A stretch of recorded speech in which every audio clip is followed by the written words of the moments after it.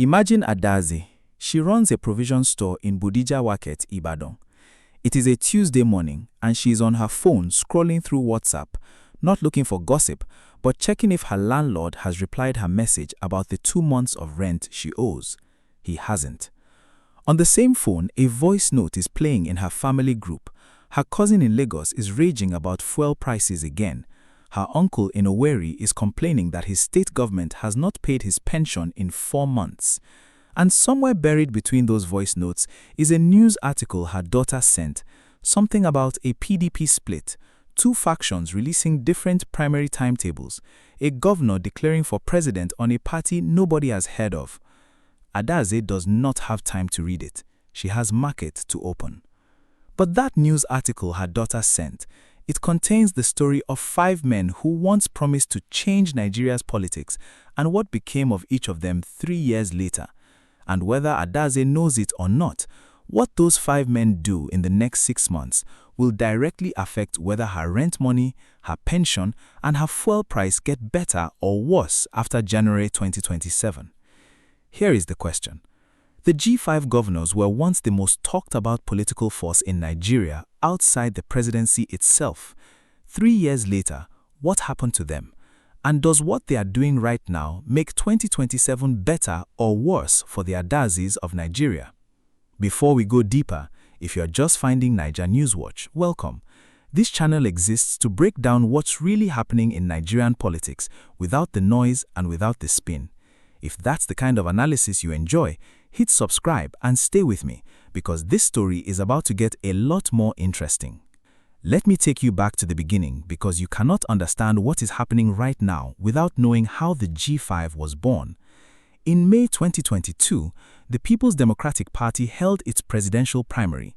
Atiku Abubakar won the ticket, but 5 PDP governors, Nyesom Wike of Rivers, Seyi Makinde of Oyo, Samuel Ortom of Benue, Ifeanyi Ugwuanyi of Enugu, and Okezie Ikpeazu of Abia, refused to accept the outcome. Their reason: both the PDP presidential candidate and the party's national chairman, Yochia Ayu, were from the north. The G5 demanded that Ayu resign so a southerner could take the chairmanship before they would support the ticket. Atiku refused, Ayu refused, and the G5 did something extraordinary in Nigerian politics. They publicly worked against their own party's presidential candidate in the 2023 election. Wike hosted Tinubu at Government House. They campaigned in states where the PDP needed to win. The PDP lost all 5 of their states at the presidential level. Then came the reckoning. Ortom, Ugwuanyi, and Ikpeazu all lost their Senate bids in 2023 after their gubernatorial terms ended. 3 of the 5 G5 leaders were politically unemployed within months of the election they had helped tilt. Wike was rewarded with the appointment as FCT minister under Tinubu, the most powerful cabinet position in the country, and Makinde, the only G5 member who won re-election as governor, was left holding the PDP structure alone. That is where the rebranding begins, because from that point, each of the 5 former allies started moving in a completely different direction. And those different directions are now creating the most chaotic pre-election period the PDP has seen since it lost power in 2015. Here is where things stand today, as of May 2026. The G5 is dead as a bloc. Wike is in the APC tent, publicly working for Tinubu's 2027 re-election and vowing to hold the PDP structure down for the president. Makinde has formally declared for the 2027 presidency on the platform of the Allied People's Movement, not the PDP, at a unity rally in Ibadan on May 15, where he launched something he calls the Reset Nigeria movement. 2 rival PDP factions are now issuing separate primary timetables, and Wike has called Makinde's presidential ambition, and I'm quoting him directly here, dead on arrival. This is no longer a story about 5 governors who disagreed with their party. It is a story about a full-scale civil war inside the PDP, a minister working for his president against his old party, and a sitting governor gambling his political future on a party most Nigerians had never heard of before May 2026. To understand why the PDP civil war matters for 2027, you need to understand the institutional rules that are now governing what each player can and cannot do. Rule 1. INEC's legal recognition of party leadership. When two factions of the same party each claim to be the legitimate leadership, INEC decides which faction it officially recognizes, and only the INEC-recognized faction can submit candidate lists, conduct valid primaries, and field candidates for elections. In the current PDP crisis, INEC still recognizes the Abdurrahman Mohammed-led WC, backed by Wike, which means the Makinde-backed Tanimu Taraki WC, however many governors and senators support it, cannot file candidates for the 2027 election unless a court forces INEC to change its position. Every primary that the Makinde faction conducts under its own timetable is legally unrecognized by INEC until a court says otherwise. This is not a procedural issue, it is an existential one. Adaze's senator, her governor's successor, the House of Representatives member who represents her constituency, the candidates for all of those positions are in legal limbo until this leadership question is resolved. Rule 2. The PDP Constitution on Party Discipline. The PDP Constitution allows a member to be suspended for up to 1 month pending a disciplinary hearing. More serious breaches can result in expulsion. Wike openly campaigned for the APC candidate in 2023. He is now a minister in an APC government and has publicly pledged to work for Tinubu's 2027 re-election. Under the PDP's own constitution, this conduct is grounds for discipline, but the Wike faction controls the INEC-recognized WC. You cannot discipline the faction that controls the party's official machinery. This is the gray area at the heart of the PDP crisis. The rules exist, but the institutional power to enforce them is held by the same faction that is violating the party's stated direction. Rule 3. The APM and the Makinde 2027 presidential gamble. When Makinde signed the MOU between his PDP faction and the Allied People's Movement on May 15, 2026, he did something constitutionally significant. He cannot contest the presidency under two party platforms simultaneously. He will have to choose PDP or APM before candidate filing closes with INEC. His declaration at the rally framed the APM as the vehicle for his Reset Nigeria movement, suggesting his presidential bid will run under the APM ticket. This makes the Wike-backed PDP's recognition irrelevant for Makinde's presidential ambition, but it leaves the PDP structure, governors and senators as contested assets that both sides are now fighting for in the courts. Rule 4. The anti-defection provisions.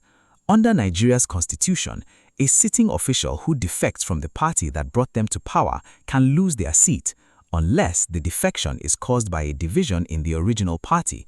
That is exactly the legal argument the Makinde faction is making. The PDP is divided, so defection is constitutionally protected. The Wike faction contests that characterization. This legal argument will be tested in courts as sitting PDP legislators begin to move towards the APM or the NDC ahead of the 2027 elections. The outcome will determine whether dozens of National Assembly members can safely defect without losing their seats. The gray area being exploited most aggressively right now is this. Wike controls INEC-recognized party machinery, but Makinde holds more of the actual human political capital: governors, senators, field organizers. Having the institution without the people is a legal advantage. Having the people without the institution is an electoral advantage. And in Nigerian politics, the question of which matters more is answered only on election day. Now we follow the money and the power, because every move the former G5 governors have made since 2023 can be explained by one of three things: financial incentive, political survival, or personal ambition. Sometimes all three at once. Start with Nyesom Wike and the allegation that changes this entire story. Governor Seyi Makinde made a public claim that is extraordinary if true. He said, "I was in a meeting with Wike and the president, and Wike promised to hold PDP down for Tinubu towards 2027. Makinde has made this claim publicly on multiple occasions, first in a media chat in late 2025, then again at a political gathering in Bauchi in March 2026. Wike has not denied that such a meeting happened. He denied the characterization of the PDP-APM alliance, but the meeting itself, Wike, Makinde and Tinubu at Aso Rock, has not been disputed. If Makinde's account is accurate, it means the most powerful opposition party machinery in Nigeria, the PDP, which held power from 1999 to 2015, is being deliberately held in a state of crisis by one of its own senior figures on behalf of the ruling APC to prevent it from fielding a credible presidential candidate in 2027. That is not political commentary. That is a specific, named, verified allegation from a sitting governor made publicly, and it reframes everything about the PDP crisis that you may have been reading as internal party dysfunction. What Wike actually controls. Wike's power comes from several sources simultaneously. First, the FCT minister position, one of the most resource-rich cabinet positions in Nigeria, because Abuja's land, contracts, and infrastructure spending all flow through the FCT ministry. Any politician, developer, or traditional institution in Abuja needs Wike's goodwill to operate effectively. Second, the INEC-recognized NWC, which means any candidate who wants to contest under the PDP in 2027 needs the Wike-backed party machinery to sign their forms. Third, his Rivers State political network. Even though his protege and successor, Governor Fubara, broke with him dramatically, Wike still has organized political structures in Rivers that represent a significant voting bloc. And fourth, and this is the critical one, Wike has Tinubu's backing. That means federal protection, federal resources, and the tacit assurance that the AGF and INEC will not act in ways that damage his position. That combination of institutional power, federal cover, and financial resources makes Wike the most powerful political player in the PDP right now, more powerful than any of the governors who are nominally running states. What Seyi Makinde is actually doing and why it is a bigger gamble than it looks. Makinde's declaration on May 15 under the APM platform was framed publicly as a democratic statement against one-party dominance. Nigeria's democracy is under threat, he said at the Ibadan rally. He called on opposition parties to unite. He said he qualified to serve this country at the highest level. He launched Reset Nigeria as a movement, not just a campaign. The political architecture is clear. Makinde wants to position himself as the southern alternative to Tinubu from the PDP's ideological tradition, someone who governed Oyo successfully, has oil and gas sector experience, and can claim to represent the opposition's last remaining holdout in the southwest. But here is the problem that every honest analysis of Makinde's candidacy must confront. He declared on the APM platform, not the PDP. The APM is a registered party, but it has almost no national structure, no governorships, and minimal name recognition outside the southwest. His own loyalists inside the Oyo PDP rejected his preferred successor candidate for the 2027 governorship race, 20-1 against his anointed choice. If a sitting governor's hand-picked successor cannot get a majority in a stakeholder panel in his own state, how does that translate into a national presidential campaign on an unfamiliar party platform? Where Ortom, Ugwuanyi, and Ikpeazu ended up and what it tells you. The three G5 members who lost their Senate bids in 2023 each took a different path. Samuel Ortom has stayed close to Wike and publicly stated as recently as January 2024 that the G5 has no regrets about backing Tinubu in 2023 and will back him again in 2027. Ortom's alignment with the APC adjacent position has insulated him politically but removed him from opposition relevance. Ifeanyi Ugwuanyi has maintained a lower profile, remaining nominally PDP while navigating the space between factions with characteristic diplomatic care. But without a platform or office, his influence has diminished significantly. Okezie Ikpeazu, whose Abia state now has a Labour Party governor in Alex Otti, finds himself politically homeless. His PDP structure in Abia has been marginalized by a governor who ran explicitly against the PDP's record in the state. All three of these former powerful governors are now either politically inert or dependent on federal goodwill for their relevance. That trajectory from G5 power brokers to political dependence in 3 years is a warning that Makinde is watching closely. The silent player, Governor Bala Mohammed of Bauchi. While Makinde and Wike have been making noise, the most strategically careful player in this story has been Bala Mohammed of Bauchi, the last remaining PDP governor other than Makinde himself. Mohammed has publicly resisted the Wike faction's overtures toward reconciliation on Wike's terms, telling Makinde in March 2026 that he's considering the reconciliation offer. He has not broken with Makinde, he has not joined the APM. He is playing the role of a mediator and positioning himself as the man who can bring the PDP back together if both Wike and Makinde's strategies fail. In Nigerian politics, the man who does not declare is sometimes the most powerful man in the room. The pattern interrupts that changes how you read this entire story. Wike's strategy, holding the PDP institution while Makinde holds the people, mirrors exactly what happened to the opposition in 2023. The APC did not beat the PDP in 2023 because it was more popular. It beat the PDP because the PDP was divided. Now, heading into 2027, the PDP is not just divided, it is being actively managed by at least one of its own senior figures to remain divided. If Makinde's allegation is correct, the opposition is not failing to unite because it is incompetent. It is being prevented from uniting because someone is being paid in cabinet positions and federal access to prevent it. If what I just laid out surprises you, drop a comment below. I want to know your take before we get to the part that changes the whole picture. Let me bring this back to Adeaze in Bodija Market.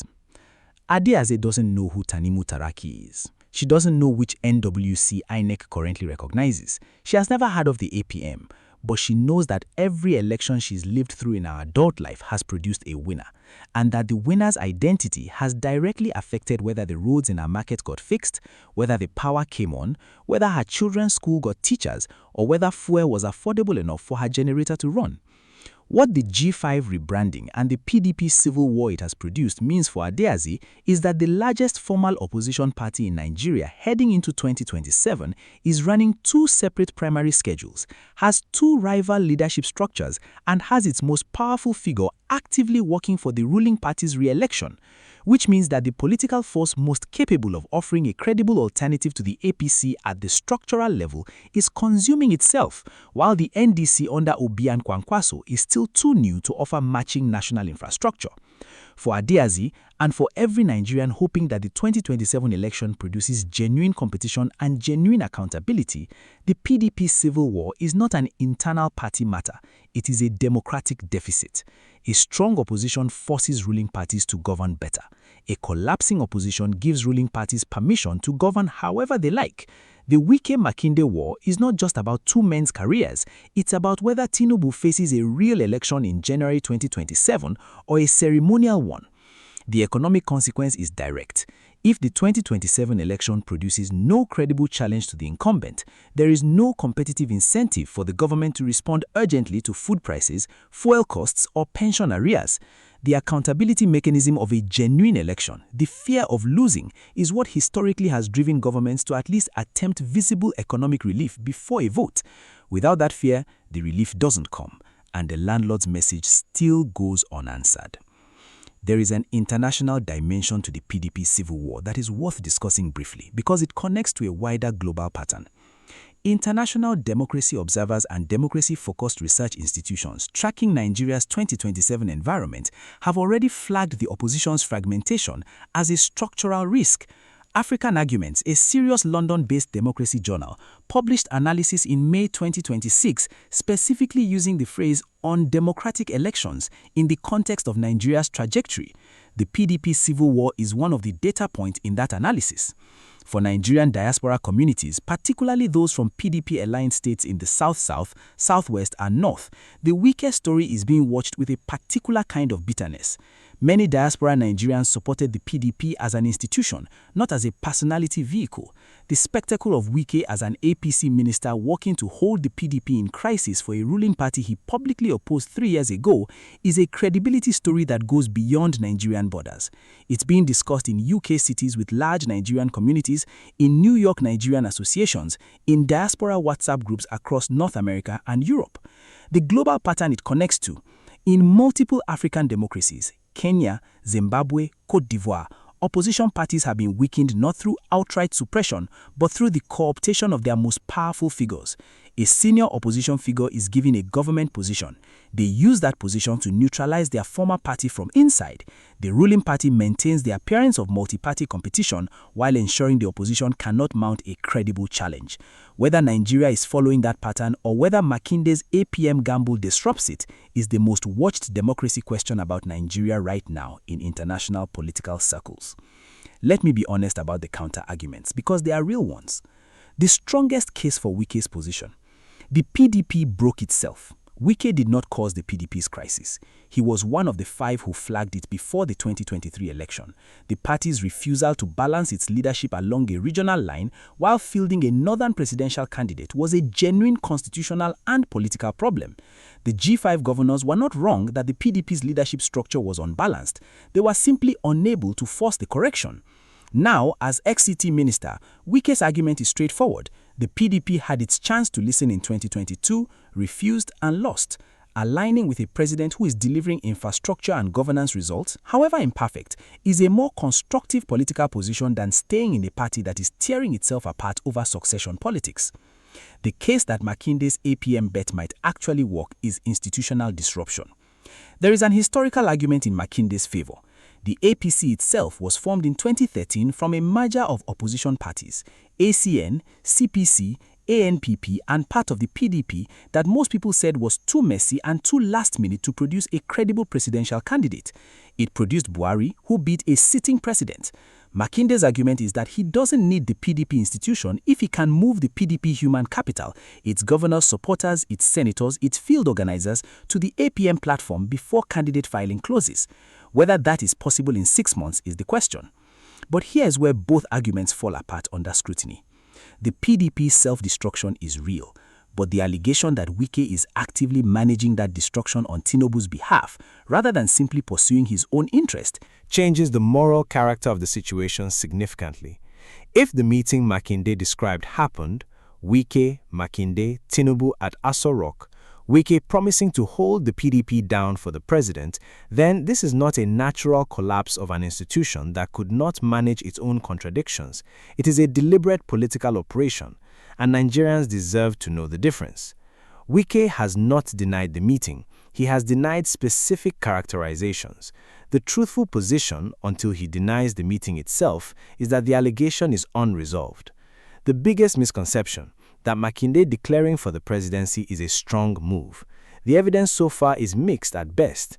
His own party stakeholders in Oyo rejected his preferred successor by 20 votes to 1. The APM has no national structure. He is the only PDP governor and is now running for president on a different party's platform while trying to maintain control of the PDP's human network. A sitting governor attempting to manage a state, lead a fractured opposition party, fight a legal battle over party control, and launch a new presidential movement on an untested platform simultaneously, all in the last 8 months before the primary season, is a man stretched to his operational limits. Ambition and capacity are not the same thing. The honest assessment. The G5 rebranding story is not about 5 governors being strategic masterminds. It is about 5 politicians who made a high-stakes bet in 2023, watched 3 of their number lose everything, saw the most powerful of them rewarded handsomely with a cabinet position, and are now scrambling to define their individual relevance before 2027 closes the window permanently. The rebranding is not coordinated, it is improvised. And in Nigerian politics, improvised political moves rarely end as planned. Let me give you the 4 signals that will tell you whether the G5 scattered rebranding produces any real political outcome before January 2027. Signal 1. Does any court restore the Makinde-backed NWC before INEC's primary filing window closes? The Makinde faction's Turaki NWC has issued its own primaries timetable, but INEC still recognizes the Wike-backed NWC. If a federal court or appeal court issues an order restoring the Makinde-aligned faction as INEC's recognized leadership before the primary filing deadline, the PDP under Makinde becomes a legitimate vehicle for 2027 and a potentially powerful one since it holds most of the party's governors and senators. If no such court order comes and INEC proceeds with the Wike-backed timetable, Makinde has no choice but to run fully under the APM and abandon the PDP institution entirely. Signal 2. Does Makinde attract a credible northern running mate under the APM? Makinde is from Oyo, Southwest. To meet the 25% spread requirement across 24 states, he needs a northern political structure. His APM candidacy has no Kwankwasia, no Atiku bloc, and no NNPP remnant backing it as of today. Watch whether any credible northern political figure, a former governor, a senior senator, or a significant political movement leader publicly endorses the Makinde APM platform. Without northern structure, the APM candidacy remains a declaration, not a campaign. Signal 3. The Wike-Makinde court battle over PDP party funds and property. Beyond the ideological fight, the PDP civil war has a financial dimension. Party funds, property, secretariat, and the revenue from primary forms represent significant resources. Two factions releasing separate primaries timetables means two factions trying to collect primary fees from aspirants simultaneously. The court cases over who legitimately controls PDP's institutional assets will reveal which faction actually has the financial resources to function as a party in 2027. Follow those court cases. Signal 4. What Bala Mohammed of Bauchi does. As the only PDP governor other than Makinde, Mohammed's alignment is the most consequential uncommitted signal in the PDP story. If Mohammed formally endorses the Makinde APM platform and brings Bauchi's PDP network with him, it creates a northern anchor for Makinde's candidacy. If Mohammed negotiates a position in the Wike-backed NWC or stays ambiguous until after the primaries, Makinde runs a structurally thin national campaign. Watch what Bala Mohammed says at any major political event between now and July 2026. Best case scenario for Nigerian democracy. The court resolves the PDP leadership crisis in favor of the Makinde faction. Makinde runs either on PDP or APM with a credible northern partner. The PDP's real human capital, its governors' networks, its senators, its ward organizers, moves to a unified platform. The opposition field for 2027 has three serious players: NDC under Obi Kwankwasia, PDP/APM under Makinde, and APC under Tinubu. That is a real election with real competition and real accountability. Worst case scenario. The courts do not resolve the PDP crisis before filing closes. Makinde runs on APM with no northern structure and loses badly. The Wike-backed PDP either fields no candidate or a token candidate who draws negligible votes. The NDC under Obi gets no structural support from PDP networks. Tinubu wins with the lowest percentage of the popular vote since 1999, but comfortably, because four opposition formations split the anti-incumbent vote between them. Adeaze goes home after voting and watches the results the next morning, and 4 years later, the cycle begins again. The long-term impact: if Wike's alleged strategy of holding the PDP down for Tinubu succeeds, it will have demonstrated that in Nigerian democracy, the most effective opposition suppression tool is not state violence or voter intimidation. It is simply co-opting the opposition's most powerful internal figure with a cabinet position. That lesson doesn't stay contained in the PDP, it becomes the playbook for every incumbent government in Nigeria going forward. Let me take you back to Adeaze in Bodija Market. Her daughter sent her that news article about the PDP split and the governor declaring for president on a party nobody has heard of. And the question I asked you to hold at the beginning was this: were the G5 governors ever really about changing Nigeria for the Adeazes of this country, or were they always about managing their own political futures? Here is my honest answer. The G5 started as a genuine constitutional argument that a party cannot ask the South to deliver votes while placing a northern man in both the presidential slot and the party chairmanship. That argument was correct, but the path from that correct argument to where we are today tells you something that every Nigerian voter needs to understand before January 2027. 3 of the 5 governors lost their Senate seats and became politically irrelevant. One was rewarded with the most powerful cabinet position in Nigeria by the president his group helped elect and is now working openly for that president's re-election while managing the destruction of his own party. And one sitting governor has declared for the presidency on an unfamiliar party platform, launching a movement called Reset Nigeria while fighting legal battles on 3 fronts simultaneously. None of that story is about Adeaze. None of it is about the fuel price, the pension, the rent, or the school with no teachers. It is about 5 powerful men who made a high-stakes bet, watched it produce mixed results, and are now individually scrambling to protect their own relevance before the window closes. That doesn't make any of them villains. It makes them politicians in a system where survival requires constant repositioning. But it does mean that every Nigerian voter watching these maneuvers needs to ask the right question. Not which faction wins the PDP crisis, but which outcome of this crisis produces a government in January 2027 that will actually fix what is broken. Adeaze is still waiting for her landlord to reply. The answer to her real problem is not in Wike's press conference, or Makinde's unity rally, or Ortom's endorsement of Tinubu. It is in whether the election that is coming produces a government that governs for her. And that depends on whether the opposition can find a way to be credible, unified, and on the ballot with a real chance to win. That question is still open, and the answer comes on January 16, 2027. What do you think? Is the PDP finished as a serious opposition force, and does Makinde's APM gamble have any chance of working? Drop your take in the comments. I read every single one.